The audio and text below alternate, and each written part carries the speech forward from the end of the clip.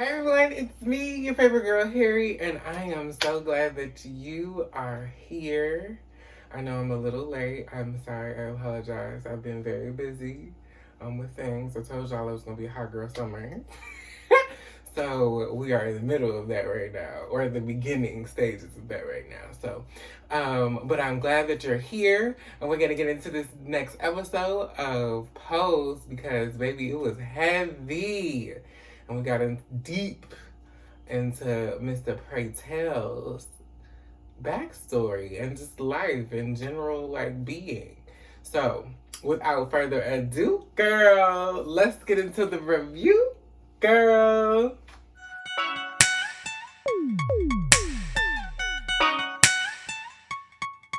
Yeah. So, right into it. So, we learn in the beginning of the episode that Praytel has lymphoma due to his decline in T cells, due to his HIV or AIDS status of being positive. And so, because of that, Praytel decides that he wants to go home and make some things right. And so we go home and we meet his mother and his two aunts. And baby, it's all the classic Black TV mothers, okay? We got the Blacktress, Miss Jenna Hubert, Jackie Harri, aka, what's her name? What was her name on Sister? I can't remember. Lisa Landry. Or you know her from 227. And then we also have, I cannot remember her name right now, but we have the mother from Friday on here as well, playing Praytel's mother. And you actually learn that Praytel's name is Prayerful.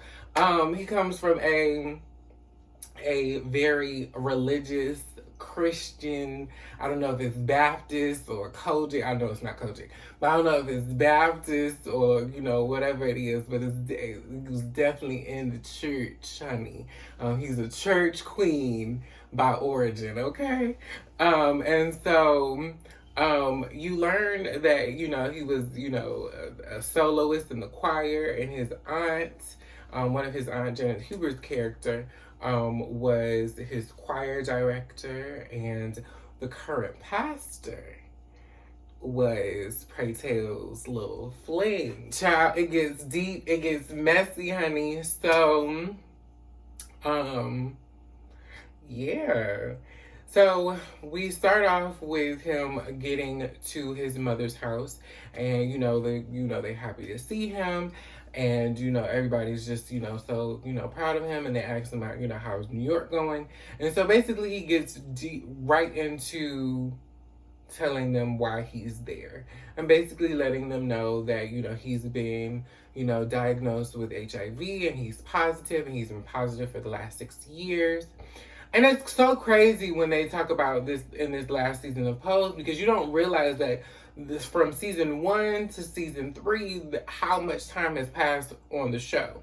Because in my mind it's a couple years maybe, but it's a whole 6-year time span. So we're getting into this mode of talking about how long it's been since he's been, positive, and how he's been living with it.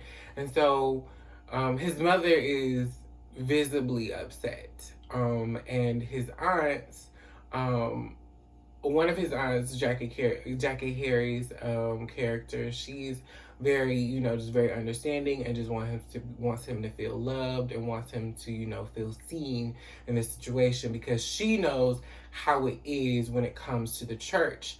And it's very much a running theme through this entire episode of how the church does people in general, not just gay people, just how it does people that it doesn't find worthy of being a part of this community.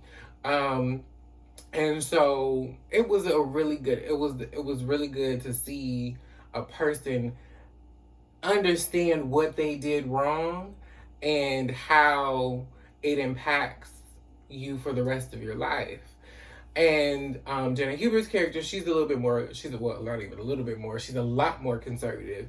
And she's very vocal about how she feels about everything that happened with Pray Tell.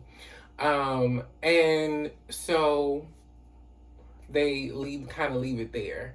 And so they decide to, but Pray Tell decides to join one of his aunts, the choir director aunt, to church because they have a rehearsal. So we get to this rehearsal. Baby, when I tell you I was not expecting Lettucey to be singing down these, it's not a Negro spiritual, but it felt like a Negro spiritual the way she was singing, and B Slade singing with her while also playing the piano. Girl, I got my life. I was like, the performances.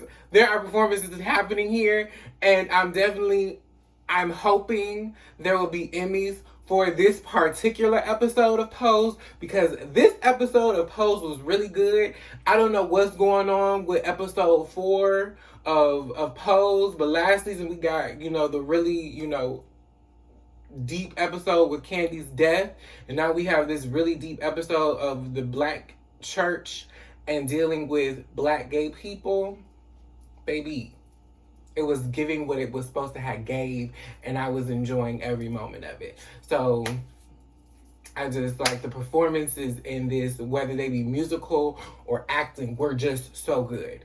But let me bring it back in. So after this particular riveting rehearsal is over, it was given very much, this was the show, not the rehearsal, but it is what it is. But after this rehearsal is over, we meet Pastor Vernon. And Pastor Vernon is Pray Tell's former lover. And you can see that there is some tension there. Before it is mentioned that he is the former lover, it is hinted at, and any gay person that has ever dealt with a straight man can automatically, or a straight man that is living his life, and we see him, after, the affair has left, you understand. Anyway, so, they are having this discourse about, how Pray Tell has been and what's been going on, and Pastor Vernon is married now, and apparently he's married to Pray Tell's childhood best friend, Ebony. And Pray Tell finds it fascinating because he told Ebony all about, their relationship in detail. So for the fact that she knows that this man loves men, and yet she still married him, was interesting to him. It was a gag. But it's not a gag. It wasn't a gag for me, because it was giving trauma bond when I when I heard it. And then once you get to that part of the episode where you meet her, it's definitely, yeah. But anyway, Pastor Vernon decides to invite Pray Tell to dinner. And so originally I'm thinking, this is a horrible idea. And through this whole episode, I was thinking, this is a horrible idea. But these things have to happen in order to get closure. So he goes to dinner. And he goes to dinner, and he has these 3 children. Pastor Vernon has these 3 children with his wife, Ebony, who used to be Pray Tell's best friend. And it's like this perfect biblical Christian household family. They're quoting Bible scriptures and shit at the dinner table. And they're just cute. They're just this cute little Black family. Of course, it's like broken as fuck on the inside, but you don't know that. And so we get to the point where Pastor Vernon has to leave because he has to take care of something for one of his congregates or one of his parishioners, right? So he goes, and Ebony has a conversation with Pray Tell as far as, why she decided to marry Vernon of all people. And basically Pray Tell just comes out and says that, like, you married a gay man. And I'm just trying to understand why. And she was like, well, he's a good man and he loves God and da da da da. And it's like, gay men can love God and still be gay, girl. That ain't got shit to do with the fact that you marry somebody that does not like what you got going on in your pants. And so then she goes on to say that her and Vernon did not have sex for 5 years. Who didn't have what for 5 years? Girl. And we married? Girl. Creesh, please. I cannot. I cannot. And it blew Pray Tell's mind because she was basically asking him to give her pointers on how to please her husband. But girl, you have a vagina. You have breasts. It's not going to work. It's not working. It's not. It's just not. It's not going to work. It's not going to work. That's why y'all haven't been having sex. Because what you got ain't what he want. And that's just it. So, yeah. But through this whole thing, Vernon has been flirting and giving off these signals and vibes that he still has feelings for Pray Tell. And so when Vernon comes back to the house, he and Pray Tell go on a walk. And so Vernon, professes his love to Pray Tell, and he will give everything up and start over this new life with Pray Tell. And Pray Tell is like, I can't be the person, I can't be the author or the person that holds the pen to you starting this new life and leaving everything that you know and love behind, and people that are counting on you, and people that are looking to you for, to be this person. I just won't be that person. And it was just it was crazy. I was just like, yo, this is wild. And Pray Tell told him when he was leaving, because he said, I will leave with you. And Pray Tell told him when he was leaving. And I was like, bullshit. And I was like, and if he does leave, I was like, it's going to be disgusting. But keeping in the back of my mind, this is the last season, so this is not going to go. So he's not going to come. He's just not. Like, we have to keep in mind, we're closing out this series. So there's no room for these extra like storylines because they're not gonna see fruition. Yeah. So they leave the park and Pray Tell goes home, and he, talks to his mother, and basically he has a conversation with his mother about everything that happened between them and why he just left. And he was like, your ex-husband was touching on me first, and you didn't believe me. And it's so crazy because usually you hear this conversation with women, with Black women and their daughters. So to have this particular conversation with a Black woman and her gay son, it was insane. And there was a certain part of the conversation where, when it happens with Black women and their Black daughters, they blame the daughter. And with his mother, with Pray Tell's mother and him, she didn't blame him, but she just kind of like ignored it. She kind of just let it be what it was going to be. And he kind of just, kind of tells her, flat out, like, you made this decision for you. It was never for me. You made this decision because you wanted to keep up appearances, and it was never about me. You were supposed to be on my side. I was your child. This wasn't supposed to happen to me, but here we are. And she apologizes and she acknowledges what she did and how she was wrong. And I appreciated that because, honestly, everybody does not do that. They do not acknowledge where they are wrong and how they are wrong and how their actions, regardless of whether they knew what they were doing or not, affected you. And she also acknowledges, how Pray Tell used to go to New York and sneak off, and she would be waiting for him. And then at one point, he just never came back. And he was like, the reason I never came back, and he was like, I sometimes blame the church, is because I was looking and seeking this validation, and I didn't got it, and y'all threw me away. And it's so telling.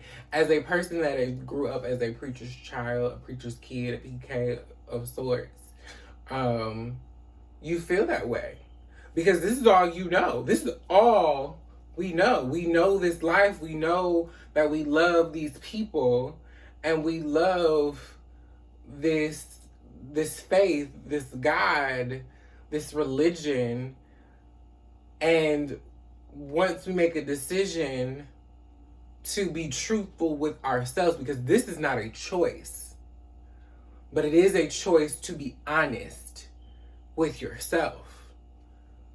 When we choose that honesty and the authenticity to be thrown away, it blows your mind.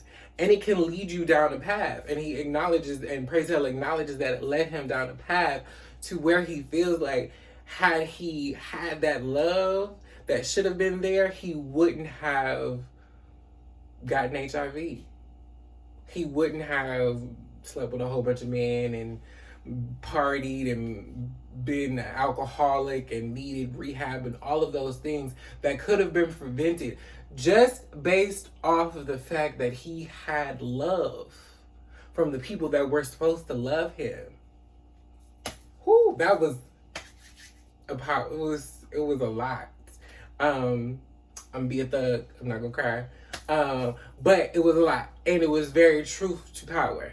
And I pray, and I'm grateful every day that the people that are my second family or my chosen family cared enough about me to not let me go down that way. Also, I was also like straight out of the closet. I had a boyfriend, because she's that girl. But like, there were factors in my life that stopped me from going down that path, but I can see clearly how that could have been anyone or myself, and how easily that happens to a lot of queer, LGBT, trans, whatever youth, because they are just simply tossed aside by the very people that were supposed to love us. So yes, it's sad. It's real sad. But the fact that he was able to get that closure with his aunts and with his mother, and they acknowledged the hurt that came from that, it means the world to a lot of us to see that. And for allies or even family members that are still coping or dealing or trying to come to terms or trying to learn acceptance, this is a great episode for that. So I'm just kudos, like the acting once again in this episode was so good. It was just so good. It was so good. So yeah, we get to the point where Pray Tell goes to church with his mother and his aunts, and he gets up and sings. And we all know Billy Porter comes from a theater background, so he got up there and sang his face off. Oh my God. Oh my God. He got up there and sang his face off. It was so good. It was so good. It was so good.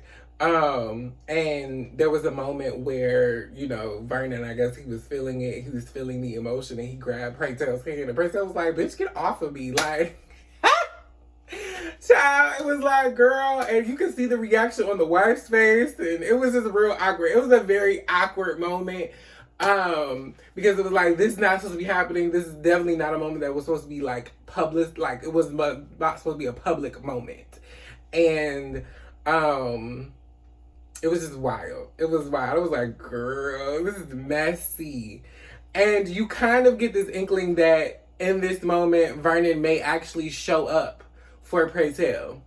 And then, you come to the end of the service and Pray Tell is on his way back to New York and he doesn't show up.